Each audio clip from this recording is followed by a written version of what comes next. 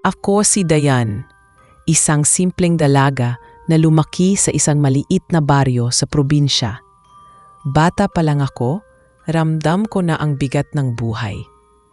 Ang tatay ko ay isang magsasaka na buong araw nakabilad sa araw, pilit hinuhukay ang lupang hindi sapat ang ani para sa amin.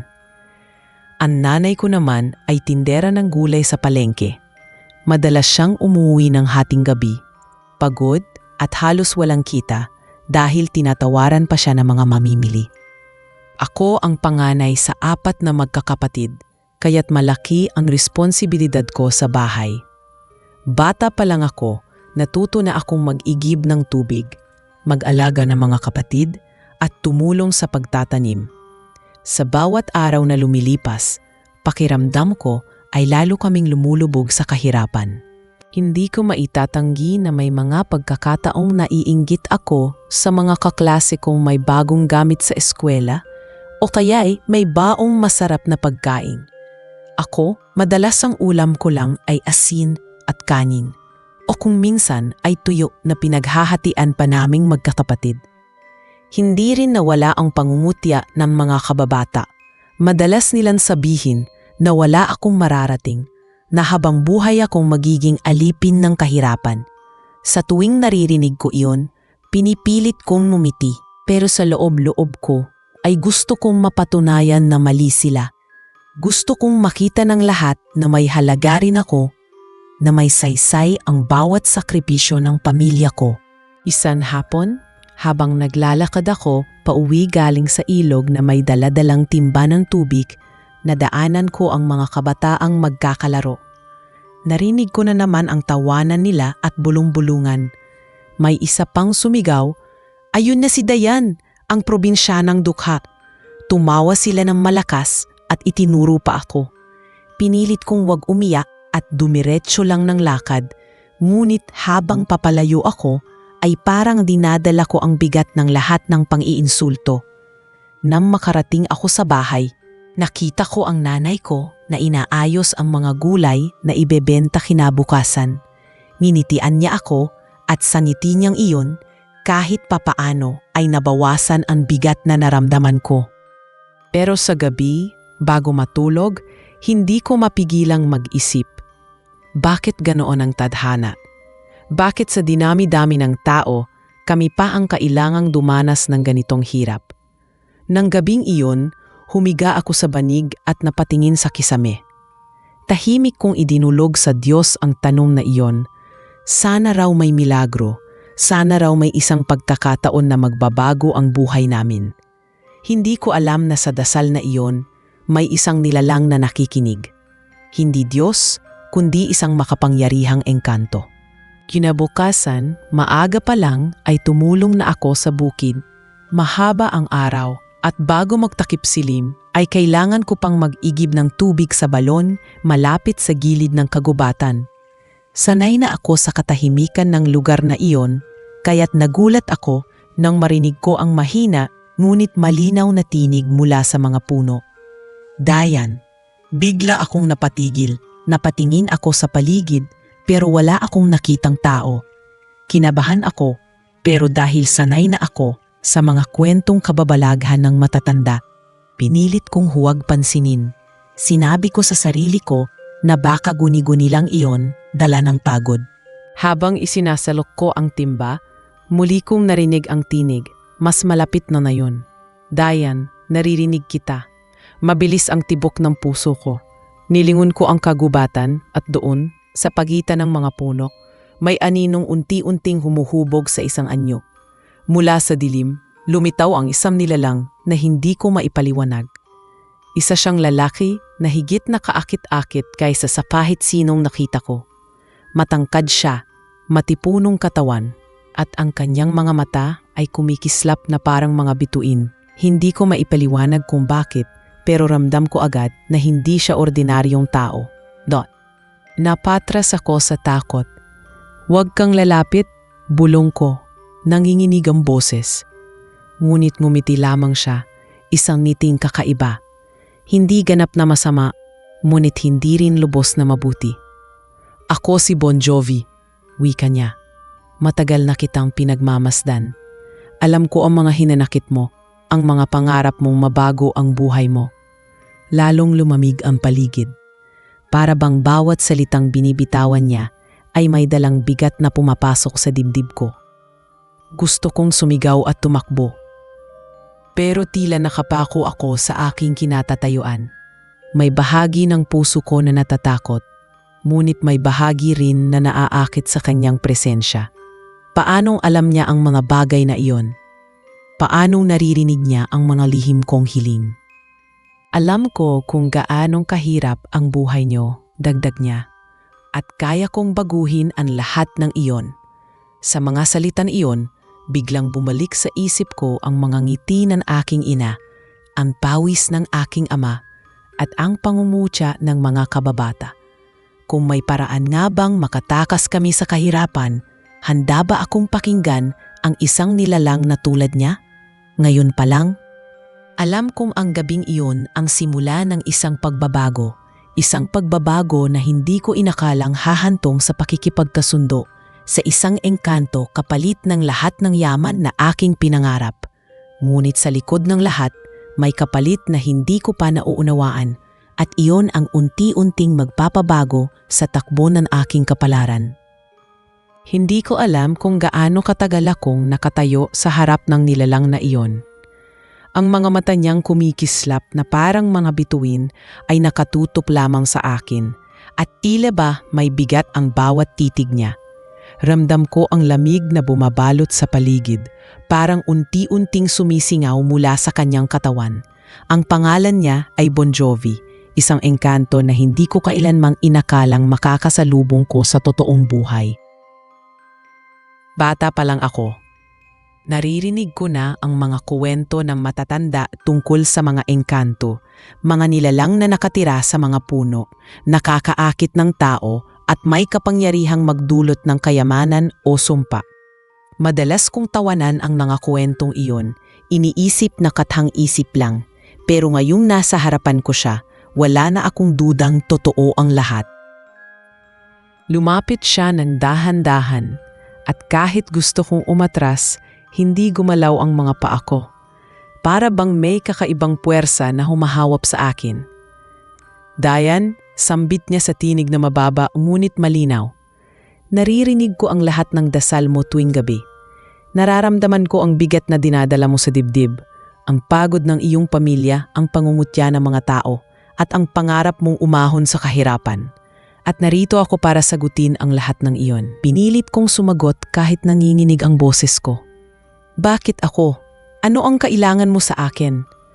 Ang labi niya ay kumurba sa isang ngiti. Ngunit ang ngiting iyon ay may halong misteryo na hindi ko mabasa. Dahil ikaw ang napili ko, sagot niya. May dalisay kang puso at sa kabila ng hirap ay hindi mo tinalikuran ang pamilya mo. Ngunit higit sa lahat, dala mo ang dugo na kailangan para sa isang bagong simula. Nagtaka ako sa sinabi niya. Anong ibig mong sabihin? Tanong ko. Hindi siya agad sumagot. Pagkus ay tumingin siya sa buwan na nakasilip sa pagitan ng mga dahon ng puno. Kaya kong ibigay sa iyo ang lahat, Dayan. Yaman na hindi mauubos, kapangyarihang hindi matitinag, at respeto mula sa lahat ng taong ngayon ay humahamak sa iyo.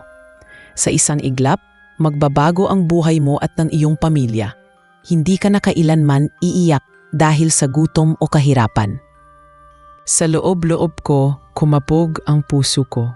Ang mga salitang iyon ay parang tugon sa lahat ng hinanakit at pangarap ko. Ngunit alam kong walang libre sa mundo. At ano naman ang kapalit? Mahinahon kong tanong.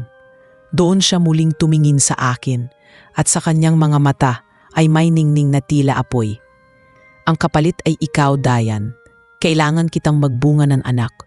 Isang anak na magiging tulay ng aking lahi at ng mundo ninyo. Ang sanggol na iyon ang magiging tagapagmana ng aking kaharian at tagapagdala ng bagong lakas sa aming angkan. Parang may malamig na hangin na dumampi sa batok ko. Hindi ko alam kung matatakot ako o maaakit sa alok niya. Gusto kong sumigaw at sabihin na imposible ang hinihingi niya. Pero kasabay ng takot ay ang biglang pagsulpot ng mga alaala. ang ama kong halos walang makain sa bukid, ang inang halos mawalan ng ulirat sa pagtitinda, at ang mga kapatid kong payat at laging uhaw sa gatas. Sa isip ko, kung tatanggihan ko si Bon Jovi, hindi na ba magbabago ang kapalaran namin? Napansin niyang natigilan ako, kaya lumapit siya ng mas malapit. Ramdam ko ang init ng kanyang hininga, kahit malamig ang paligid. Hindi kita pipilitin, Dayan, wika niya. Ngunit isipin mo ang pamilya mo. Isipin mo ang kinabukasan na maaari mong ibigay sa kanila. Ang isang desisyon mo ay kayang baguhin ang lahat. Naglalaban sa isip ko ang takot at ang pag-asa. Totoo nga bang kaya niyang tuparin ang lahat ng sinabi niya? At kung pumayag ako, anong klaseng buhay ang naghihintay sa akin? Tumitig ako sa kanya, pilit hinahanap kung may kasinungalingan sa kanyang mga mata. Ngunit ang nakita ko ay isang matatag na puwersa, isang tiyak na kapangyarihan na wala akong kakayahang labanan. Bibigyan mo ba talaga ng maginhawang buhay ang pamilya ko? Tanong ko muli, halos paos ang boses. Oo, sagot niya na walang pag-aalinlangan. Isang buhay na hindi mo pa nararanasan. Magiging sagana kayo sa lahat ng bagay at walang sino man ang makakapagpahiya sa inyo muli. Ang lahat ng ito'y makakamtan mo kapalit ng isang pangako. Umigop ako ng malamig na hangin at marahang pumikit. Sa aking isip, narinig ko ang boses ng aking ina na lagi akong pinapayuhan na huwag bumitaw sa pag-asa. Narinig ko rin ang mga tawa ng mga kababata kong humahamak sa akin. At sa pagdilat ko, nakita kong nakatayo pa rin si Bon Jovi. Nakikiramdam ng aking magiging sagot. Kung totoo ang lahat ng sinasabi mo, bulong ko, at kung talagang para sa pamilya ko ang lahat ng ito, handa akong makipagkasundo. Saglit siyang tumigil. At pagkatapos ay ngumiti ng mas malawak. Matalino kang babae, Dayan, wika niya. Magsisimula na ang bagong kabanata ng iyong buhay. At sa gabing iyon, habang ang buwan ay nagniningning sa langit at ang kagubatan ay nababalot ng malamlam na liwanag, naramdaman kong bumukas ang isang pintuan na hindi ko na magagawang isara. Ang simula ng kasunduang iyon ang magdadala sa akin sa yaman, sa takot, at sa pag-ibig na hindi ko kailanmang inasahan. Pagkatapos ng gabing iyon, hindi ako mapakali.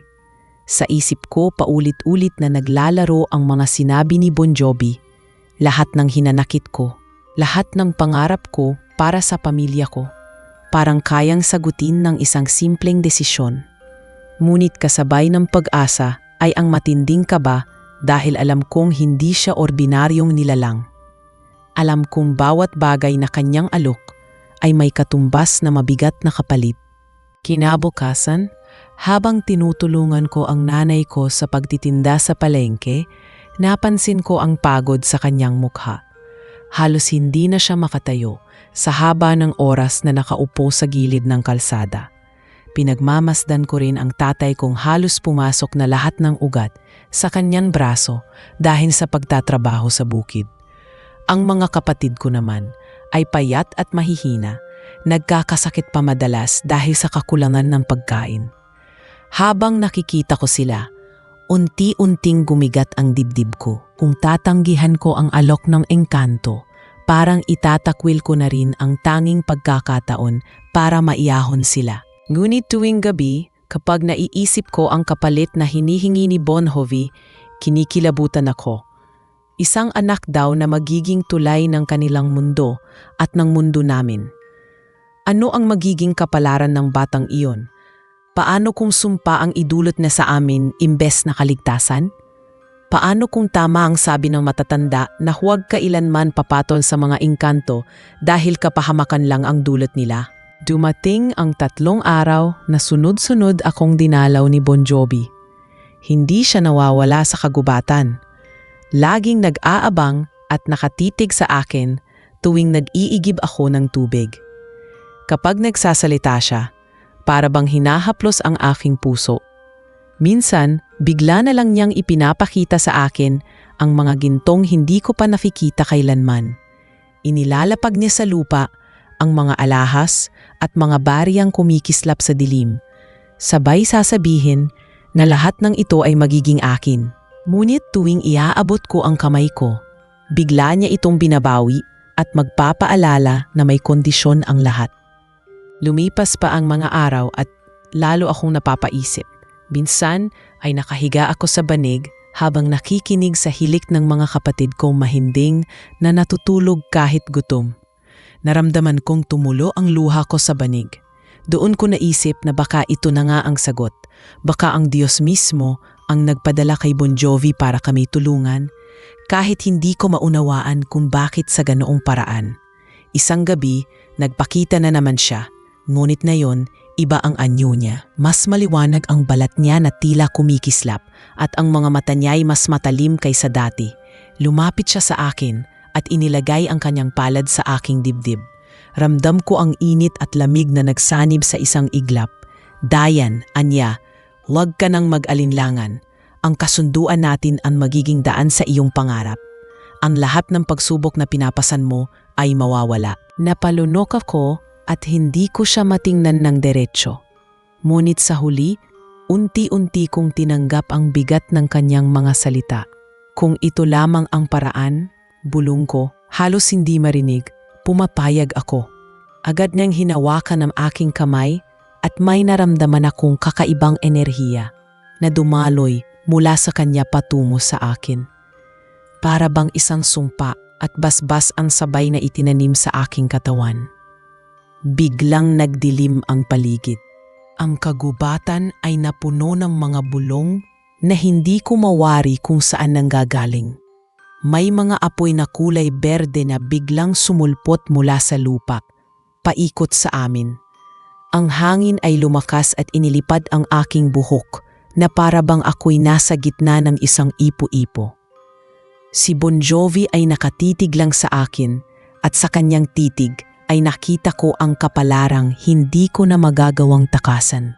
Nang matapos ang ritual, bigla akong nawalan ng lakas at bumagsak sa lupa. Ngunit bago ako tuluyang mawalan ng malay, narinig ko ang kanyang tinig na bumabalot sa akin. Mula ngayon, ikaw ay akin at ako'y iyo. Ang yaman at kapangyarihan ay dadaloy sa pamilya mo. Ngunit tandaan mo, Dayan, may bunga ang lahat. Nabising ako kinabukasan sa aming bahay. Para bang nanaginip lang ako, pero sa gilid ng aking kama, may nakalatag na isang supot ng ginto at ilang piraso ng alahas. Agad ko itong itinago, natatakot na baka may makakita. Ngunit hindi rin nagtagal, napansin ng aking pamilya ang pagbabago. Biglang may dumating na isang mamimili na bumili ng lahat ng paninda ni nanay at nagbigay pa ng dagdag na pera. Ang ani ni tatay sa bukid ay doble ang laki kumpara sa dati. Ang mga kapatid ko ay biglang nagkaroon ng malakas na pangangatawan. Habang tinitingnan ko silang masaya at busog, napangiti ako. Ngunit sa likod ng ngiting iyon, naroon ang kaba. Alam kong nagsimula na ang kasunduan at ang lahat ng ito ay hindi na basta panaginip. Ang isang desisyon ko ay nagbukas ng pintuan na hindi ko na kayang isara. Ang pintuan na magdadala sa amin sa kasaganaan, pero kasabay din ito'y sa mga panganib na hindi ko palubusang naiintindihan. Mula nang magsimula ang kasunduan ko kay Bon Jovi, tila unti-unting nagbago ang lahat sa buhay namin. Ang mga dating araw na puno ng gutom at pag-aalala ay napalitan ng sagana at ginhawa. Ang mga gulay na ibinebenta ni nanay sa palengke ay laging nauubos at may mga pagkakataong may mga hindi kilalang mamimili na bigla na lang susulpot at bibili ng lahat ng paninda niya. Si tatay, na dati ay halos walang makuhang ani sa bukid, ay biglang nakapagtanim ng mas marami at mas maganda ang ani kaysa dati. Ang mga kapatid ko ay nagkaroon ng lakas at hindi na madalas magkasakit. Lahat ng ito ay tila milagro at alam kong may kinalaman ang engkanto sa kagubatan. Ngunit habang dumadaloy ang biyaya, dumadaloy din ang pangamba sa dibdib ko. Tuwing gabi, hindi ako mapakali sa aking pagtulog. Sa tuwing ipipikit ko ang aking mga mata, naririnig ko ang mga bulong mula sa kagubatan. Mga tinig na hindi ko kilala, ngunit pamilyar ang lamig ng dala. Ang mga panaginip ko ay puno ng apoy na berde, ng mga mata ni Bon Jovi na tila ba laging nakamasid, at ng sanggol na umiiyak sa gitna ng kadiliman. Sa bawat pagmulat ko, pawis na pawis ako at hingal na hingal, ngunit sa tabi ko ay may mga palamuti at alahas na hindi ko naman alam kung paano napunta roon. Dahil sa mga pagbabago, nagsimulang mapansin ng mga tao sa baryo ang kakaibang kapalaran ng pamilya namin. May mga nagtataka, may mga naiinggit at may mga nagdududa. May narinig pa akong bulungan na baka may sumpa o kaya'y may lihim na dahilan kung bakit bigla kaming umaangat. May mga kapitbahay na dati himahamak sa amin, na yun ay lumalapit at nakikitungo. Pero kita ko sa kanilang mga mata ang inggit at takot.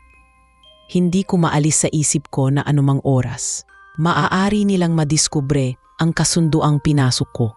Isang gabi, muling nagpakita si Bon Jovi. Dumaan siya sa aking silid ng walang ingay, para bang usok na bigla na lang bumuo ng anyo sa harapan ko. Ang kanyang anyo ay mas matingkad na yon. Ang kanyang mga mata ay kumikislap na parang mga perlas sa ilalim ng buwan. "Kamusta ka, Dayan?" tanong niya. Ngunit sa halip na kaginhawaan, kaba ang naramdaman ko. "Nararamdaman mo na ba ang pagbabago sa iyong katawan?"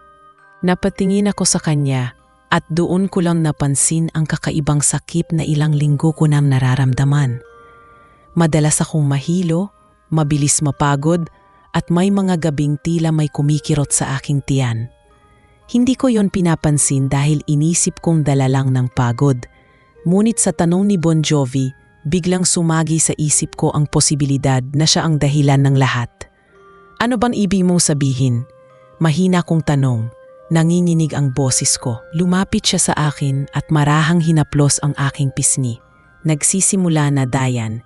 Ang bunga ng ating kasunduan ay unti-unti nang lumalago sa iyong sinapupunan. Ang anak na siyang magiging tulay ng ating dalawang mundo ay nasa loob mo na." Nanlamig ang buong katawan ko. Hindi ko alam kung matatakot ako o matutuwa. Ang pinapangarap kong ginhawa ay dumarating, ngunit kapalit nito ay isang buhay na dinadala ko nang wala pa akong sapat na kamalayan. Naisip ko ang aking ina, ang aking ama at mga kapatid. Paano ko ipaliliwanag sa kanila ang pagbubuntis ko nang wala silang nakikitang asawa o kasintahan? Paano ko ipapaliwanag na ang ama ng batang ito ay isang engkanto na tuwing gabi lamang nakikita? Ilang araw pa ang lumipas at nagsimulang mapansin ni nanay ang pagbabago sa akin. "Dayan," sabi niya minsang naglalaba kami sa ilog, "bakit parang namumutla ka? At bakit lumalaki ang tiyan mo?"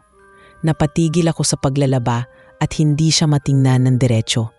Pilit kong ngumiti at sinabing baka busog lang ako o kaya'y sumakit lang ang tiyan ko. Pero ramdam ko sa paraan ng pagtitig niya na may hinala na siya.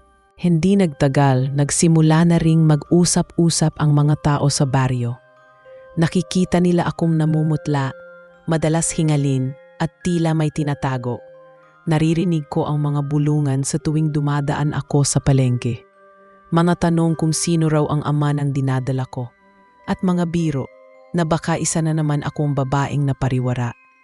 Ang sakit ng bawat salita at kung minsan ay gusto ko na lang magsisisigaw para sabihin sa kanila ang totoo. Pero alam kong hindi nila ako maiintindihan. Sa mga gabing iyon, palaging dumarating si Bon Jovi. Lagi niyang sinasabi na wag akong matakot, na siya'y laging naroroon para sa akin. Ngunit kasabay ng mga salitang iyon ay ang malamig na hangin at ang matinding kaba sa dibdib ko. Ramdam ko na kahit siya'y nagmamalasakit, may bahagi ng kanyang pagkatao na nananatiling banyaga at mapanganib. Sa tuwing tinitingnan ko ang kanyang mga mata, hindi ko alam kung pagmamahal ba o kapangyarihan ang nakikita ko. Sa kabila ng lahat, pilit kong itinatago sa aking pamilya ang totoo. Pinapakita ko na okay lang ako, na kaya ko pa rin silang tulunan sa bukid at sa bahay. Ngunit tuwing gabi, sa tuwing nararamdaman ko ang bawat tibok sa aking sinapupunan, alam kong hindi ko na kayang itanggi ang realidad. Ako'y nagdadalang tao at ang batang ito ay hindi ordinaryo. Siya ang magiging simula ng pagbabago sa buhay namin at kasabay nito ay ang posibilidad ng kapahamakan. Ang mga araw ay lumilipas na puno ng saya at takot. Mas nagiging sagana ang pamumuhay namin. Mas nagiging maayos ang kalusugan ng pamilya ko. Ngunit mas dumadami rin ang tanong na hindi ko kayang sagutin. Sa bawat pagbabagong dala ng kasunduan, mas nararamdaman ko ang bigat ng aking pinasok. Sa gitna ng lahat ng ito, ako'y nananatiling nag-aalinlangan. Hindi ko alam kung tama ba ang naging desisyon ko o kung nagsimula na nga ang sumpa na magbabago ng aming kapalaran. Lumipas ang mga linggo at lalo lamang naging malinaw ang pagbubuntis ko. Hindi ko na kayang itago ang paglaki ng aking tiyan. Kapag kasama ko ang pamilya ko, sinusubukan kong ngumiti at ipakita na wala akong problema. Pero sa loob-loob ko ay kinukuyom ako ng kaba at takot. Alam kong hindi magtatagal, kakailanganin kong sagutin ang mga tanong ng aking mga magulang at ng buong baryo. Sa bawat araw na dumaraan, mas tumitindi rin ang usap-usapan tungkol sa akin. Sa palengke, naririnig ko ang mga babae na mahina ngunit malinaw ang bulong. Sinasabing wala akong hiya na baka pinabayaan ko ang sarili ko sa maling lalaki. Sa bukid, ang mga binata ay nagtatawanan at nagtutukso. Tinatanong kung sino raw ang ama ng bata at kung anong mukha ang lalabas dito. Bawat salita nila ay parang matalim na kutsilyo na tumatama sa puso ko. Isang gabi, umuwi si tatay na tahimik. Nakaupo siya sa bangkito sa harap ng bahay, walang imik habang hawak ang kanyang sigarilyo. Hindi siya sanay na ganoon. Kadalasan ay madaldal siya at ikinukwento ang mga nangyari sa bukid. Pero ngayong gabi, iba. Ramdam ko ang bigat ng kanyang iniisip. Naupo ako sa tabi niya at tahimik na nakiramdam. Maya-maya, nagsalita siya. Dayan, aniya, mahal kita, pero hindi ko na kayang ipagsawalang bahala ang nakikita ko. Lumalaki ang tiyan mo. At wala kang sinasabi. Sino ang ama? Napalunok ako at hindi nakasagot agad. Paano ko ipapaliwanag na ang ama ng dinadala ko ay isang engkanto? Alam kong kahit anong sabihin ko mahirap paniwalaan. Naramdaman kong nanininig ang mga kamay ko. Tumingin ako sa kanya at sa kanyang mga mata ay nakita ko ang lungkot at pagkalito. Tay, mahina akong sabi. May mga bagay na hindi mo maiintindihan, pero hindi ako nagkasala. Hindi ko pinabayaan ang sarili ko. Ngunit bago pa ako makapagpaliwanag ng mas malalim, pumasok siya sa bahay, iniwan akong nakaupo mangkisa sa dilim. Mula noon, mas naging malamig ang tingin sa akin ng mga tao sa paligid. Maging ang nanay ko, kahit sinusubukan niyang huwag ipakita, ramdam kong may mga tanong na bumabagabag sa kanya. Isang umaga, nagising akong naririnig silang mag-asawa na nag-uusap. Paano na si Dayan? Tanong ni nanay. Hindi natin alam kung anong pinabukasan ang naghihintay sa kanya. Ang mga tao sa baryo ay hindi titigil sa panlalait. Ang sagot ni tatay ay mabigat at puno ng hinanakit. Hindi ko alam, pero kung hindi niya sasabihin ang totoo, paano natin siya mapoprotektahan? Habang lumalala ang usapan tungkol sa akin, si Bon Jovi naman ay mas madalas dumalaw. Sa tuwing dumarating siya sa gabi, dala niya ang mga bagay na nagpapakita ng kanyang kapangyarihan. May mga pagkakataong bigla na lang siyang naglalapag ng mga sako ng bigas sa gilid ng aming bahay o kaya'y mga gintong alahas na para bang galing sa ilalim ng lupa. Tila ba sinasabi niyang wala akong dapat ipag-alala dahil kaya niyang ibigay ang lahat. Pero sa tuwing nakikita ko ang mga mata niya, mas lalo kong nararamdaman na may kapalit ang lahat ng ito. Isang gabi, kinausap ko siya ng diretsahan. Bon Jovi, hindi ko na kayang itago ang pagbubuntis ko. Ang mga tao ay nagiging malupit. At kahit ang pamilya ko ay nalilito na. Ano bang mangyayari kapag isinilang ko ang batang ito? Tahimik siyang tumitig sa akin bago sumagot. Dayan, ang anak natin ay hindi basta ordinaryong bata. Siya ang magiging tulay ng dalawang mundo. Ngunit alam kong mahirap ang pinagdadaanan mo, kaya't narito ako upang protektahan ka. Hindi ka kailanman pababayaan. Ang mga salita niya ay tila may bigat na nakapagpapakalma. Pero kasabay nito ay may tanong na hindi ko kayang sagutin. Ano ang kapalaran ng anak ko kung siya'y magiging tulay ng dalawang magkaibang mundo? Hindi nagtagal, dumating ang mga matatanda sa baryo upang balaan ang pamilya namin. Ayon sa kanila, may kakaiba raw silang nararamdaman mula sa aming bahay. May mga usok at malamig na hangin na tila galing sa ibang dimensyon. Sabi ng isa, baka raw ako'y nadadala ng engkanto at ginagamit bilang sisidlan ng kanilang lahi. Lalong lumala ang takot at pagdududa ng mga tao. Kahit sa aking pagtulog, nararamdaman kong may mga matang nakatingin sa akin mula sa dilim. Isang gabi, habang ako'y naglalakad pa uwi mula sa ilog, narinig kong muli ang mga bulong sa kagubatan. Ngunit ngayon, hindi na si Bon Jovi ang naroon. Mga boses na malalaki, maalim at puno ng galit ang aking narinig. Ang batay atin, sigaw ng isa. Hindi dapat manatili sa mundo ng tao, dagdag pa ng iba. Nanlamig ako at mabilis na tumakbo pa uwi. Pagdating ko, nakita kong nakatayo si Bon Jovi sa gilid ng aking silid. Seryoso ang mukha.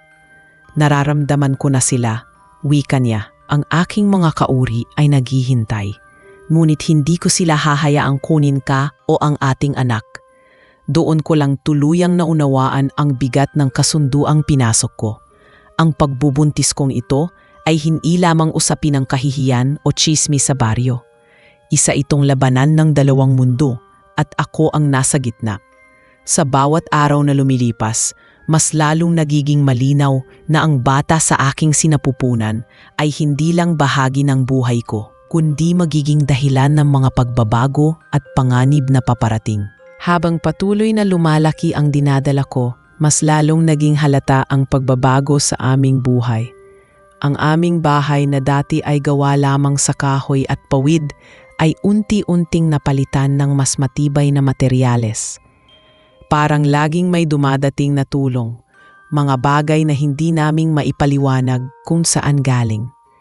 May mga araw na may biglang nagsisidatingan na mamimili at bibilhin lahat ng ani ni tatay. May mga taong handang magbayad ng doble para sa mga paninda ni nanay. Ang lahat ng ito'y nagpapakita na may kamay si Bon Jovi sa likod ng mga himala. Sa isang iglap, ang pamilyang dating minamaliit ay tinitingala na ng buong baryo. Ngunit kapalit ng kasaganaan ay ang mga matang laging nakatitig sa akin, ang mga usap-usapan sa tuwing dumadaan ako. Alam ng lahat na may misteryo sa pagbubuntis ko at mas lalo silang natatakot at nagdududa sa bata sa aking sinapupunan. Sa bawat gabi, dinadalaw ako ni Bon Jovi. Hindi siya nawawala, laging naroroon upang iparamdam na hindi ako nag-iisa. Kapag tinitingnan ko siya, nakikita ko ang nilalang na may kakayahang magbigay ng lahat ng bagay, ngunit kasabay noon ay ang bigat ng kanyang presensya. May mga sandali na nagiging banayad ang kanyang tinig, halos parang tao, at doon ko nararamdaman ang malasakit niya. Ngunit may mga pagkakataon din na malamig ang kanyang mga salita, puno ng kapangyarihan at banta, na para bang paalala na hindi ko na kayang tumakas sa kasunduang pinasok ko. Isang gabi, habang mag-isa ako sa silid, muling nagpakita si Bon Jovi. Ang kanyang anyo ay mas maliwanag at sa kanyang paligid ay may mga liwanag na tila nagmumula sa lupa. Nakaupo ako sa papag, hawak ang aking tiyan nang lumapit siya sa akin at ipinatong ang kanyang kamay sa aking sinapupunan. Nararamdaman ko siya, bulong niya. Malakas ang bata. Siya ang magiging simula ng pagbabago, hindi lamang sa akin kundi pati na rin sa'yo. Tumitig siya sa akin at sa unang pagkakataon nakita ko ang bakas ng isang bagay na hindi ko inaasahan, parang pag-ibig. Hindi ko alam kung totoo o ilusyon lamang. Ngunit ramdam kong may damdamin siyang naguugat sa tuwing nakakasama ako. Ngunit habang dumarating ang mga gabing iyon, mas tumitindi rin ang mga bangumot ko. Madalas kong makita sa panaginip ang bata, nakabalot sa liwanag na berde, umiiyak sa gitna ng kagubatan. At sa bawat panaginip na iyon, may mga aninong nakapaligid, mga tinig na paulit-ulit na nagsasabi, "Sa amin siya, hindi sa iyo." Gumigising akong pawisan, nanginginig, at madalas ay halos hindi makagalaw. Kapag kinabukasan, kinukwento ko ito kay Bon Jovi, nananatili lamang siyang tahimik. Ngunit sa kanyang mga mata ay nakikita ko ang galit. Alam kong alam niya ang ibig sabihin ng mga tinig na iyon, na ang kanyang mga kauri ay nagsisimula ng umangkin sa bata. Dumating ang araw na hindi ko na kayang itago sa pamilya ko ang katotohanan. Nakaupo kami sa hapagkainan at ramdam ko ang bigat ng kanilang mga tingin. Tahimik ang lahat hanggang sa magsalita si nanay. "Dayan, anak, hindi na namin kayang magbulag-bulagan. Kailangan mong sabihin sa amin ang totoo. Sino ang ama ng bata?" Napayuko ako at nangilid ang luha. Matagal akong nanahimik. Pero sa huli, nagsalita ako. "Ang ama ng batang ito ay hindi ninyo maiintindihan. Siya'y hindi tao. Siya'y isang nilalang na nagbigay sa atin ng lahat ng ito kapalit ng buhay na aking dinadala." Napatigil ang lahat. Si tatay ay napahawak sa kanyang ulo. Si nanay ay natulala at ang mga kapatid ko ay takot na tumingin sa akin. Walang makapagsalita. Ramdam kong ang pader sa pagitan namin ay tuluyan ng bumansak at hindi ko alam kung matatanggap ba nila ang katotohanang ibinahagi ko. Mula noon, mas naging maingat ako sa bawat galaw ko. May mga albularyo at matatanda na dumalaw sa bahay, nagsasabing may kakaibang enerhiya sa paligid. Sinubukan nilang magdasal, mag-alay ng mga insenso, at magtaboy ng masasamang espiritu. Ngunit tuwing gagawin nila iyon, lumalakas ang hangin, namamatay ang apoy ng kanilang mga kandila, at minsan ay bigla na lang magigiba ang kanilang mga gamit. Alam kong si Bon Jovi ang dahilan. Ipinapakita niyang walang makakahadlang sa kanya. Habang lumilipas ang mga buwan, mas lalo akong nababalot ng halo-halong damdamin. May mga sandali na natutuwa akong maramdaman ang paggalaw ng bata sa aking sinapupunan. Isang buhay na unti-unting nabubuo sa loob ko. Ngunit kasabay nito ay ang takot dahil alam kong hindi siya ordinaryong bata.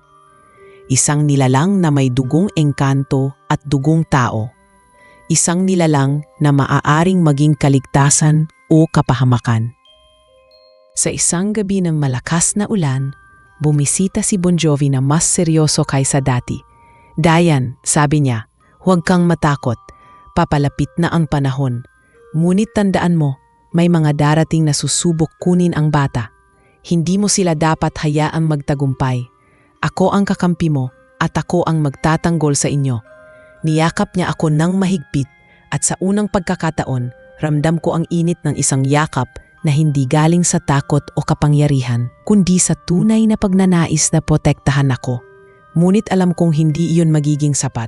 Sa bawat ihip ng hangin, sa bawat bulong ng kagubatan, ramdam kong may paparating na mas malaking panganib. At sa puso ko, alam kong ang pagsilang ng batang ito ay hindi lamang simula ng bagong buhay para sa pamilya ko, kundi simula rin ng isang laban na wala akong tiyak kung paano matatapos. Lumipas pa ang mga linggo at dumating ang araw na kinatatakutan ko. Sa gitna ng malakas na kulog at ulan, nagsimula akong makaramdam ng matinding pananakit. Ang bawat kirot ay parang may humihila mula sa loob ng aking sinapupunan at alam kong iyon na ang oras ng pagsilang. Ang buong bahay ay naggagulo. Si nanay ay mabilis na naghanda ng mga kumot at tubig, habang si tatay ay nagtakbo palabas upang tawagin ang hilot ng baryo. Ang mga kapatid ko naman ay nag-iyak sa takot, hindi alam ang gagawin. Ako, nakahiga sa banig, pawis na pawis at naninginig. Hawak ang aking tiyan habang naririnig ko ang malalakas na sigaw ng hangin sa labas. Hindi nang tagal ay dumating ang hilot. Pinilit niyang gawin ang lahat upang matulungan ako, ngunit alam kong iba ang pagbubuntis ko. Habang nararamdaman ko ang bawat pag-ikot ng sakit, may mga liwanag na berde na lumalabas sa paligid ng aking katawan. Ang hilot ay napatakbo palayo at natakot, paulit-ulit na nagdadasal at nagsasabi na may kakaibang nilalang sa loob ko. Ngunit wala ng oras para sa takot. Ang bata ay nais nang lumabas. Sa mismong sandali ng pagsilang, narinig kong muli ang mga bulong. Hindi lamang mula sa loob ng bahay, kundi mula sa labas, mula sa kagubatan, mula sa hangin. Mga tinig na nagsasabing sa amin siya'y nararapat sa mundo ng mga engkanto. Nagsimula akong manginig sa takot. Ngunit sa gitna ng lahat ng iyon ay lumitaw si Bon Jovi.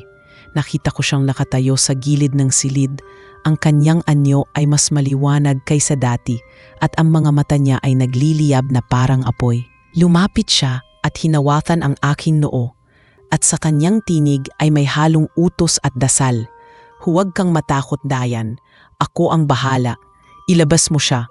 Ang anak natin ay ligtas. Sa isang malakas na hiyaw, isinilang ko ang bata. Isang sanggol na lalaki.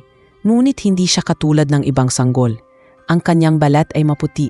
Ngunit may kakaibang ningning at ang kanyang mga mata nang dumilat ay matingkad na berde na parang mga mata ng kanyang ama. Ang lahat ng tao sa loob ng bahay ay natulala. Si nanay ay napahawak sa kanyang dibdib at napaiyak habang si tatay ay hindi makapaniwala sa nakikita. Ang hilot ay tuluyang tumakbo palabas. Sumisigaw na may sumpang isinilang sa aming tahanan. Niyakap ko ang aking anak. Nanginginig ng aking katawan, ngunit nararamdaman ko ang init at kabutihan mula sa kanyang maliit na katawan.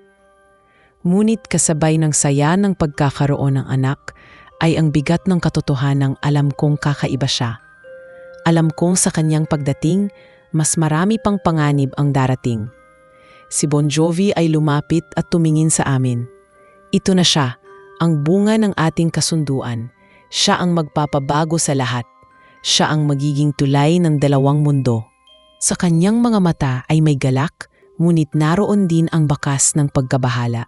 Kinabukasan, kumalat agad ang balita sa buong baryo. Ang mga tao ay nagbulong-bulungan, nag-uusap sa likod namin. May mga lumapit upang makita ang sanggol, ngunit karamihan ay natakot sa kanyang anyo. May mga nagsabing siya raw ay tanda ng sumpa na ang aming pamilya ay magdurusa dahil sa kanya. Ang ilan naman ay nagsabi na siya isang tanda ng pagpapala at dapat ingatan. Ngunit higit na nangingibabaw ang takot at pagdududa.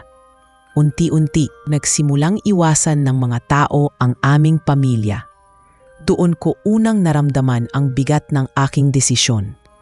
Oo, nagkaroon kami ng yaman, nagkaroon ng ginhawa, ngunit kapalit nito ay ang pagkakahiwalay namin sa komunidad. Ang mga dati naming kaibigan ay lumayo, at maging ang mga kamag-anak ay bihira ng bumisita. Sa tuwing dinadala ko ang aking anak sa labas, nararamdaman ko ang mga matang nakatingin sa amin na puno ng pag-aalala at takot. Isang gabi, habang pinapatulog ko ang aking anak, muling nagpakita si Bon Jovi. Tinitigan niya kami ng matagal bago siya nagsalita. Hindi nila maiintindihan, Dayan. Ngunit darating ang araw na matatanggap din nila. Ngayon, ako muna ang magbabantay. Walang makakakuha sa kanya hanggat ako'y narito. Ngunit sa loob-loob ko, alam kong hindi ganoon kadali. Ramdam kong ang mga inig na naririnig ko noong gabing isinilang ang anak ko ay hindi titigil hanggat hindi nila nakukuha ang nais nila. Habang pinagmamasdan ko ang aking sanggol na payapang natutulog sa aking bisig, dumaloy ang luha sa aking mga mata. Mahal ko siya, higit sa kahit ano. Ngunit sa likod ng pagmamahal na iyon, naroon ang takot. Ang takot na baka balang araw, pilitin siyang kunin ng mga nilalang na iyon. At ang tanging tanong na hindi ko kayang sagutin ay kung paano ko siya mailalaban kung ang mismong mundong pinagmulan ng kanyang ama ang nais umagaw sa kanya. Lumipas ang ilang linggo mula nang maisilang ko ang aking anak at sa bawat araw na dumaraan ay lalo ko siyang minamahal. Ang mga mata niyang berde ay parang may sariling ningning at sa tuwing tiniditigan ko siya ay para bang nawawala lahat ng takot at pangamba ko. Ngunit kasabay ng pagmamahal na iyon ay ang bigat ng paninindigan dahil alam kong hindi ordinaryo ang sanggol na ito. Siya ay anak ng dalawang mundo at ang kapalaran niya ay hindi lamang nakatali sa akin kundi sa mas malaking bagay na hindi ko pa lubos na nauunawaan. Sa mga unang gabi ng kanyang pagsilang, hindi ako halos nakatulog. Hindi dahil sa kanyang pag-iyak, kundi dahil sa mga kakaibang bagay na nagsimulang mangyari sa paligid namin. May mga sandali na biglang lumalakas ang hangin kahit sarado ang mga bintana. May mga ilaw na berde na sumisilip mula sa gilid ng kagubatan. At higit sa lahat, naririnig ko na naman ang mga bulong, mga tinig na hindi akin, paulit-ulit na nagsasabing sila ang may karapatan sa bata. Sa bawat gabing ganon, yakap-yakap ko ang aking anak habang pinipilit kong ipikit ang aking mga mata, umaasang lilipas ang lahat ng iyon. Ngunit may isang gabi na hindi ko makakalimutan. Habang pinapadede ko ang aking anak, bigla kong naramdaman ang malamig na hangin na parang dumadaloy sa loob ng bahay. Nang lingunin ko ang bintana, may aninong nakatayo sa malayo, sa gilid ng kagubatan. Hindi siya si Bon Jovi, dahil iba ang kanyang presensya. Mas mabigat, mas nakakatindig balahibo. Nang magtagal akong nakatitig, bigla siyang naglaho, ngunit naiwan ang malamig na pakiramdam na may bantang parating. Kinabukasan, nagpakita si Bon Jovi. Sa kanyang anyo ay halatang mas seryoso siya kaysa dati. Nararamdaman ko na sila, Dayan. Sabi niya, ang aking mga kauri ay nagsisimula ng kumilos. Hindi nila matatanggap na ang bata ay lumaki sa mundo ng tao. Nais nila siyang agawin at ibalik sa aming kaharian. Nanlamig ako sa kanyang sinabi. Lalong kumabog ang dibdib ko habang mahigpit kong niyakap ang aking anak. Paano kung dumating sila dito? Tanong ko, halos pabulong. Tumitig siya sa akin at marahan niyang hinaplos ang aking balikat. Narito ako para ipagtanggol kayo. Hindi ko sila hahayaang makuha ang anak natin. Ngunit kahit pa ganoon ang kanyang pangako, hindi ko maiwasang mag-alala. Ang mga tao sa baryo ay lalo lamang lumayo sa amin. May mga nagsasabing dapat akong itiwalag, may mga naniniwalang sumpa ang sanggol ko at balang araw ay magdadala ng kapahamakan.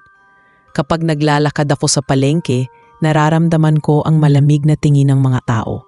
Wala ni isa mang gustong lumapit o mag-alok ng tulong. Kung hindi dahil sa mga biglang biyayang dumarating mula sa kung saan.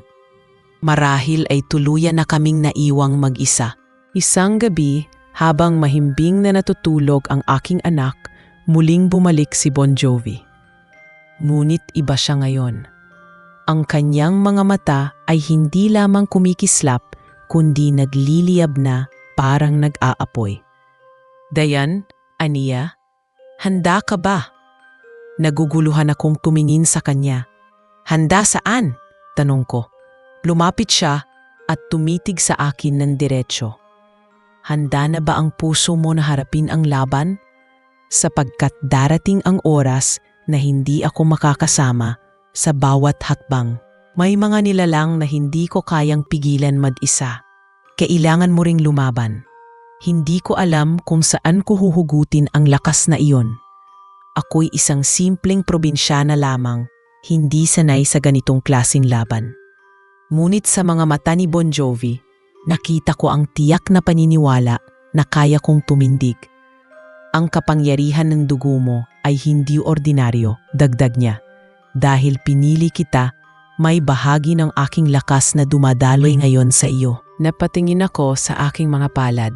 Doon ko lang napansin na tuwing kinakabahan ako, may mga uring ilaw na lumilitaw sa aking balat, mahihinang liwanag na parang alitaptap. Nang ipakita ko iyon kay Bon Jovi, tumango lamang siya. Iyan ang tanda ng ating kasunduan. Hindi ka na ordinaryong tao, Dayan. Ikaw ay naging tagapangalaga. Mula noon, nagsimula akong maghanda. Tuwing gabi, kapag natutulog ang aking pamilya, pinapakita sa akin ni Bon Jovi ang mga bagay na hindi ko kailanman inakala. Itinuturo niya kung paano maramdaman ang presensya ng ibang nilalang, kung paano pakinggan ang bulong ng hangin upang malaman kung may paparating at kung paano gamitin ang liwanag na lumalabas sa aking mga palad para protektahan ang sarili ko at ang aking anak. Sa bawat pansasanay na iyon, natutunan kong tanggapin ang bago kong pagkatao. Hindi na lamang ako si Dayan, ang probinsyanang inaapi. Ako ngayon ay isang ina na may kapangyarihan, handang ipaglaban ang anak ko laban sa kahit kanino. Ngunit sa kabila ng lahat ng ito, hindi ako naging kampante. Sapagkat sa bawat gabing lumilipas, mas lumalakas ang mga bulong mula sa kagubatan. Ang mga anino ay mas madalas nang nagpapakita at minsan ay nararamdaman ko ang kanilang mga matang nakatutok sa aking anak. Alam kong hindi magtatagal, darating ang araw na haharapin ko ang pinakamalaking pagsubok ng aking buhay. At sa puso ko, pinanghahawakan ko ang isang bagay na kahit sino pa ang lumaban, hindi ko kailanman hahayaang makuha nila ang aking anak.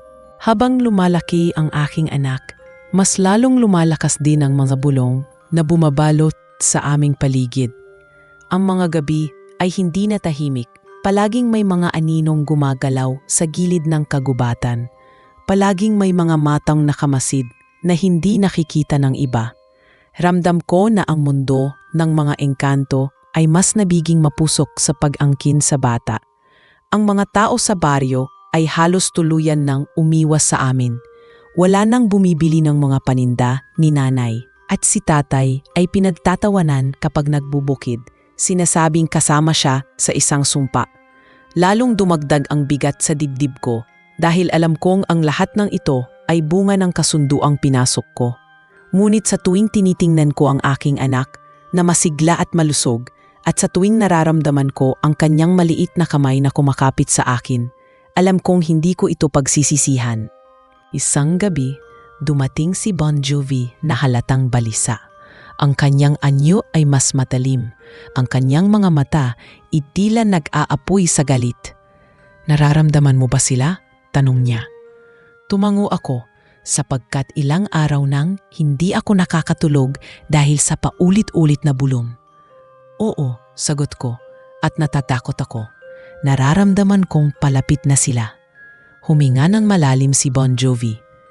Tama ka, hindi na sila magtatagal. Ang aking mga kauri ay nais na kunin ang bata.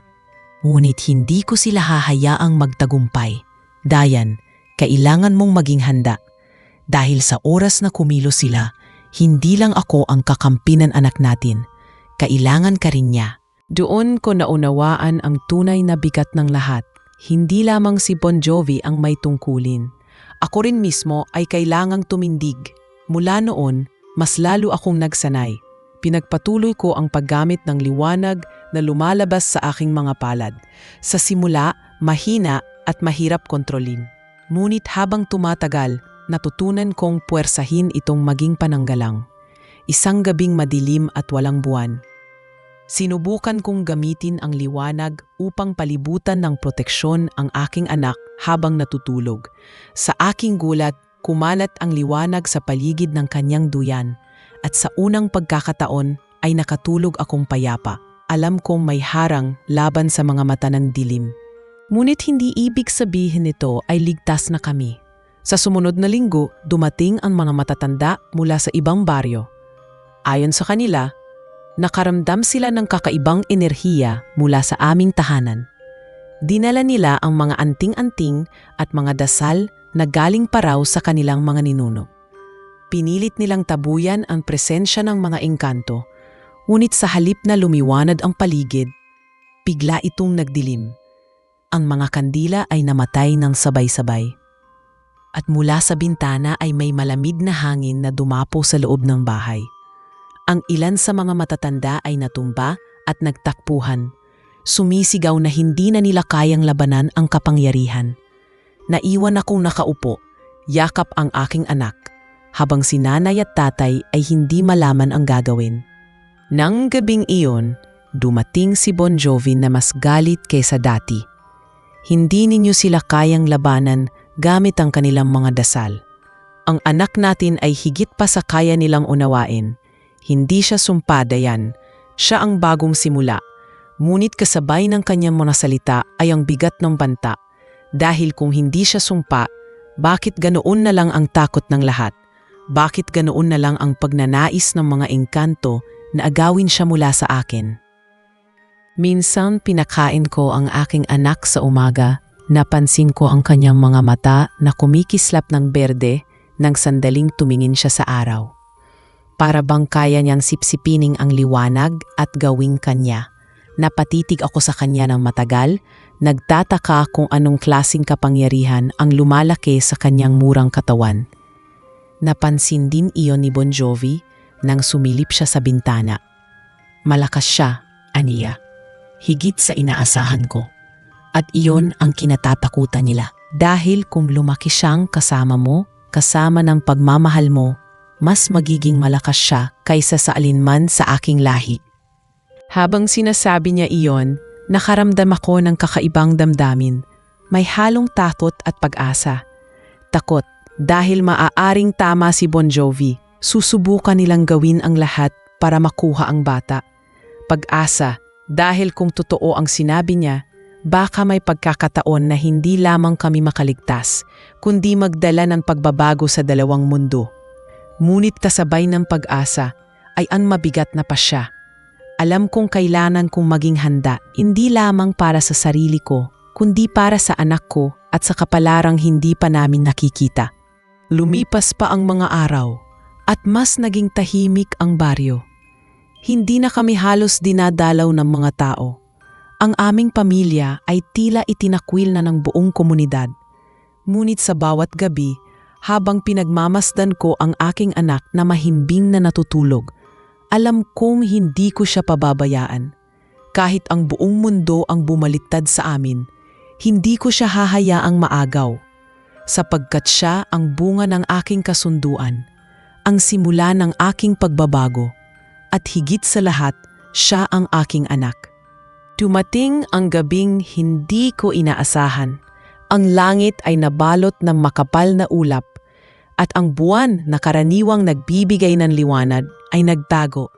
Sa loob ng aming bahay, mahimbing na natutulog ang aking anak, ngunit ako'y gising at nagbabantay. Ramdam ko ang kakaibang lamig na sumisingaw mula sa labas, at kasabay nito ay ang mga bulong na mas malakas kaysa dati. Hindi na sila pabulong na parang hangin lamang, kundi malinaw na mga tinig na naguunahan paulit-ulit na nagsasabing, "Sa amin siya, atin ang bata." Ang bawat salitang iyon ay tila kutsilyong tumatama sa aking dibdib. Bigla kong naramdaman ang pagkilos sa paligid. Ang mga aso sa baryo ay nagsipag-iyakan at nagsitakbuhan, habang ang mga manok ay nagkagulo kahit gabi. Tumayo ako at niyakap ang aking anak mula sa duyan, mahigpit na pinapakinggan ang bawat kaluskos. Nang lumingon ako sa bintana, doon ko nakita ang mga anino. Mula sa kagubatan ay may mga matang kumikislap, berdeng nagliliyab, nakatitig diretsyo sa aming bahay. Hindi sila isa o dalawa, kundi marami. Ang mga aninong iyon ay gumagalaw ng sabay-sabay, para bang isang hukbo na papalapit sa amin. Nang bumukas ang pinto, nang hindi ko hinawakan, alam kong sila na nga. Ang malamig na hangin ay biglang pumasok, at kasabay nito ay ang mga nilalang na may mahahabang anyo, matutulis ang mga mata at mga tinig na naguunahang inaangkin ng anak ko. Napasigaw si nanay at tatay. Agad silang nagdasal ng ama namin, ngunit hindi iyon sapat upang mapigil ang lakas na dumadaloy sa loob ng bahay. Ang aking mga kapatid ay nagtago sa likod ng kanilang mga kumot, naninginig sa takot. Ako naman ay nakatayo. Hawak-hawak ang aking anak at nararamdaman ko ang liwanag na nagsisimulang lumabas mula sa aking mga palad. Ngunit bago pa mang makalapit ang mga nilalang, lumitaw si Bon Jovi. Ang kanyang anyo ay mas dakila kaysa dati. Ang kanyang buong katawan ay naglalabas ng liwanag na tila apoy na berde at puti. Umalingaw-ngaw ang kanyang boses sa buong paligid. Hindi ninyo siya makukuha. Sigaw niya, sabay hampas ng kanyang kamay na naglabas ng malakas na hangin. Tumalsik ang ilan sa mga nilalang. Ngunit hindi sila tumigil. Ang bata ay hindi para sa inyo. Dagdag niya, dahil siya ay sa amin lamang ni Dayan. Ang laban ay nagsimula. Ang buong bahay ay yumanig sa lakas ng kanilang banggaan. Ang mga nilalang ay pilit sumisingit papasok at ako'y nanginginig habang pinoprotektahan ang aking anak. Ngunit sa gitna ng takot, naramdaman kong lumalakas ang liwanag sa aking mga palad. Inilapit ko ito sa aking anak at nagulat ako nang biglang bumalot ang isang liwanag sa kanyang buong katawan. Ang mga nilalang ay napaatras at kasabay nito ang mga sigaw nilang puno ng galit. Sa unang pagkakataon, nakita kong ang aking anak mismo ang lumilikha ng proteksyon, na para bang tumutugon siya sa pagmamahal at takot na nararamdaman ko. At sa gabing iyon, kahit puno ng pangamba, alam kong nagsisimula na ang kapalaran na itinadhana para sa kanya. Matapos ang gabing iyon, nanahimik ang paligid, ngunit hindi ang aking puso. Alam kong hindi pa tapos ang lahat. Ang mga nilalang na nagtangkang agawin ng aking anak ay pansamantalang umatras lamang. Ngunit tiyak na babalik sila. Ang buong bahay ay tila nagbago. Ang dating simpleng tahanan ay nagmustulang kuta na puno ng hindi maipaliwanag na enerhiya. Sa bawat sulok, may naiwan na bakas ng labang naganap. Ang mga kahoy na dingding ay may mga marka ng apoy at hangin, at ang amoy ng kakaibang usok ay matagal na nanatili. Si nanay at tatay ay tahimik lamang, hindi makapaniwala sa kanilang nasaksihan. Hindi ko na kailangang ipaliwanag pa ang katotohanan tungkol kay Bon Jovi at sa aking anak. Sila na mismo ang nakakita ng lakas na hindi galing sa mundong ito. Ngunit kapansin-pansin din ang bigat sa kanilang mga mata. Mahal nila ako, mahal nila ang aking anak, pero hindi nila maikakaila ang takot na bumabalot sa kanila. Ang mga kapatid ko naman ay halos hindi na lumalapit sa duyan, natatakot na baka muling may mangyari kapag tinitigan nila ang kanilang pamangkin. Si Bon Jovi ay mas madalas na ngayon sa tabi namin. Hindi na lamang siya nagpakita sa gabi, kundi pati sa araw, nagbabantay mula sa lilim ng kagubatan. Minsan ay nakikita ko siyang nakatingin mula sa malayo. Tila ba laging handang sumugod sakaling may panganib. Ngunit sa bawat araw na kasama namin siya, nararamdaman ko ring nagbabago siya. Ang dating malamig at makapangyarihang presensya ay may bahid na ng pagiging tao. Kapag hawak niya ang aming anak, napapansin ko ang ngiti sa kanyang mga labi at ang lambot ng kanyang tinig. Hindi ko akalaing may ganoong muka ng isang engkanto, isang ama na natutong magmahal. Ngunit kahit na ganoon, hindi ko maiwasang magtanong sa sarili ko, hanggang kailan namin kayang ipaglaban ang ganitong sitwasyon. Sa bawat araw na lumilipas, alam kong mas nagiging malakas ang aking anak. Minsan, kapag siya ay natutulog, naglalabas siya ng kakaibang liwanag mula sa kanyang balat, parang mga alitaptap na lumilipad sa hangin. Kapag umiiyak siya, biglang humihina ang ihip ng hangin sa labas, at kapag siya ay tumatawa, tila nagiging mas maliwanag ang paligid. Ang lahat ng ito ay nakamamangha, ngunit kasabay nito ay nakakatakot. Kung sa ganitong murang edad ay ganito na ang kanyang kapangyarihan, ano pa kaya kapag siya ay lumaki? Isang araw, kinausap ako ni Bon Jovi. "Dayan," sabi niya habang pinagmamasdan ng ating anak, Hindi ko akalaing darating ang panahon na mararamdaman ko ito. Akala ko'y kasunduan lamang, isang tungkulin bilang nilalan ng aking mundo. Ngunit sa bawat araw na lumilipas, natututo akong magmahal hindi lamang sa bata kundi pati na rin sa iyo. Natigilan ako sa kanyang mga salita. Hindi ko alam kung ano ang dapat kong maramdaman. Totoo bang ang isang engkanto? Isang nilalang na nababalot ng kapangyarihan at misteryo ay natutong umibig. Ngunit sa paraan ng kanyang paghawak at pagtitig, ramdam kong hindi iyon kasinungalingan. Sa kabila ng lahat ng ito, nananatili pa rin ang panganib. Sa gabi, muli kong naririnig ang mga tinig mula sa kagubatan, mas mabigat at mas mapanganib. Hindi na lamang sila basta humihingi ng bata, kundi nagbabantang kukunin siya anuman ang mangyari. Alam kong darating ang araw ng muling pagtutuos, ngunit ngayon, may bago na akong paninindigan. Hindi na ako ang probinsyanang puno ng takot at pangarap lamang. Ako ngayon ay isang ina, isang tagapangalaga, at higit sa lahat, isang babae na handang lumaban alang-alang sa anak na siyang magiging tulay ng dalawang mundo. Dumating ang gabi ng pinakamalaking pagsubok. Tahimik ang buong baryo, ngunit ang katahimikan ay kakaiba, mabigat at puno ng kaba. Ramdam kong may paparating at hindi na iyon basta mga anino o bulong lamang. Niyakap ko ang aking anak, inilapit siya sa aking dibdib at pinilit kong maging matatag. Si nanay at tatay ay nakaupo sa gilid, parehong nagdarasal, habang ang aking mga kapatid ay nagkukubli sa sulok ng silid. Wala na kaming ibang magagawa kundi maghintay. Mula sa labas, unti-unting lumakas ang hangin. Ang mga puno ay nagsimulang mag-ugong at ang mga alitap-tap na karaniwang nagbibigay ng liwanag ay biglang naglaho. Nang lingunin ko ang bintana, nakita ko ang mga mata. Hindi lamang iilan kundi daan-daan. Lahat nakatitig sa aming tahanan. Ang mga tinig ay nagsabay-sabay, mas malakas kaysa dati. Paulit-ulit na sinasabi, ibigay mo siya, amin ang bata. Ang mga dingding ng aming bahay ay nagsimulang umuga, para bang sinusubukan nilang gibain ito gamit lamang ang kanilang presensi. Lumabas mula sa dilim si Bon Jovi. Ang kanyang anyo ay mas dakila ngayon, tila isang mandirigmang handa sa digmaan. Ang kanyang buong katawan ay naglalabas ng liwanag na berde at pilak at sa kanyang mga mata ay nagnininas ang tapang. Walang makakakuha sa kanya, sigaw niya sabay hampas ng kanyang kamay sa hangin. Isang malakas na enerhiya ang kumawala, tinapon ang mga nilalang na nasa harap ng bahay. Ngunit hindi sila umatras.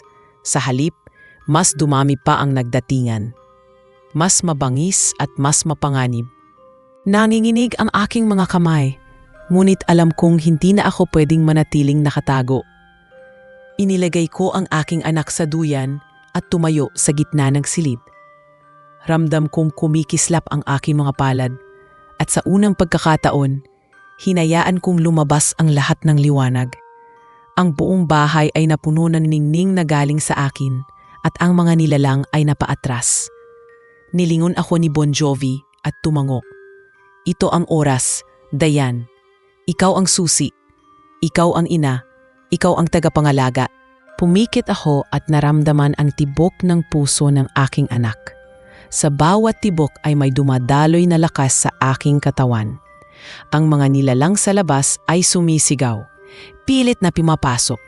Ngunit sa bawat hakbang nila ay humaharang ang liwanag mula sa aking mga palad. Ang hangin ay nagiba at ang lupa mismo ay umalog. Ramdam ko ang galit nila, ngunit ramdam ko rin ang pagmamahal ko sa aking anak at yon ang naging sandata ko. Nagtagal ang laban na iyon na para bang walang katapusan. Ngunit sa huli, nang inilabas ko ang lahat ng liwanag mula sa aking katawan, narinig ko ang kanilang huling hiyaw bago sila tuluyang naglaho sa dilim. Ang paligid ay muling natahimik at ang hangin ay bumalik sa normal. Bumagsak ako sa sahig, pagod at halos mawalan ng hulirat. Ngunit ligtas ang aking anak. Si Bon Jovi ay lumapit at inalalayan ako at sa kanyang mga mata ay may halong galak at pag-ibig. nagtagumpay ka. Dayan, bulong niya. Hindi lamang dahil sa akin, kundi dahil sa iyong lakas at pagmamahal. Sa gabing iyon, natutununan kong ang kapangyarihan ng isang ina ay higit pa sa anumang sumpa o kasunduan. Sapagkat ang pagmamahal ko sa aking anak ang siyang naging dahilan kung bakit napalayas ko ang mga nilalang na nais siyang agawin. Makalipas ang laban na iyon, unti-unting bumalik ang katahimikan sa aming paligid. Ang mga bulong mula sa kagubatan ay tila nawala at ang mga aninong palaging nakamasid ay hindi na muling nagpakita. Ngunit sa kabila ng lahat, ramdam kong hindi pa lubos na tapos ang lahat. Ang mga nilalang na iyon ay maaaring umatras, ngunit hindi ibig sabihin na tuluyan na silang sumuko. Kaya't araw-araw ay mas lalo akong nagbantay. Hawak palagi ang anak ko na paradang anumang oras ay may kukuha sa kanya. Si nanay at tatay ay nagsimulang tanggapin ang lahat. Hindi man nila lubos na maunawaan ang nangyari. Nakita nila mismo kung paanong iniligtas ko ang bata at kung paanong tumindig si Bon Jovi para ipaglaban kami. Mula noon, hindi na nila tinatanong kung sino ang ama ng bata. Sapat na sa kanila na makita akong ligtas at makitang ang kanilang apo ay masigla. Ngunit ramdam ko pa rin ang bigat sa kanilang puso dahil alam nilang ang buhay namin ay hindi na kailanman magiging normal tulad ng dati. Si Bon Jovi naman ay hindi na umalis. Mas pinili niyang manatili sa tabi namin, hindi lamang bilang tagapagbantay, kundi bilang isang ama. Sa mga simpleng sandali, nakikita ko kung paanong nagbabago siya. Kapag hawak niya ang aming anak, ang kanyang mga mata ay nagiging banayad at ang tinig niyang dati puno ng utos ay nagiging malambing. Minsan ay nahuhuli ko siyang nakatingin sa akin ng matagal at sa mga titig na iyon ay nararamdaman kong may damdaming unti-unting sumisibol sa pagitan namin. Hindi ko akalaing posible iyon. Ang isang engkanto na kilala sa kanyang malambig na anyo ay natutong magmahal hindi lamang sa kanyang anak kundi pati na rin sa akin. Habang lumalaki ang bata, mas nakikita ko ang kakaibang katangian niya. Kapag siya'y natatawa, nagiging maliwanag ang buong paligid. At kapag siya na may umiiyak, parang sumusunod ang kalikasan sa kanyang damdamin. Nakakatakot mang isipin, pero alam kong malaki ang papel na kanyang gagampanan balang araw. Ngunit hindi ko hinayaan na puro takot ang mamutawi sa akin. Mas pinili kong itanim sa kanyang murang puso ang pagmamahal. Sapagkat alam kong iyon ang magiging gabay niya kahit dumating ang panahon ng mga pagsubok. Isang gabi, habang nakaupo ako sa labas ng bahay at tinitingnan ang mga bituin, lumapit si Bon Jovi. Tahimik siyang naupo sa aking tabi at matagal kaming walang imik. Pagkatapos ay mahina siyang nagsalita. Dayan, pinili kong iwan ang aking kaharian para sa inyo. Hindi ko alam kung tama o mali, pero alam kong ito ang nais ng puso ko. Napatingin ako sa kanya at nakita ko ang lalim ng kanyang damdamin. Hindi ko agad nasagot, pero sa aking puso, alam kong hindi ko na siya tinitingnan bilang isang nilalang na banyaga. Siya na ngayon ang kasama kong lumalaban at nagmamahal.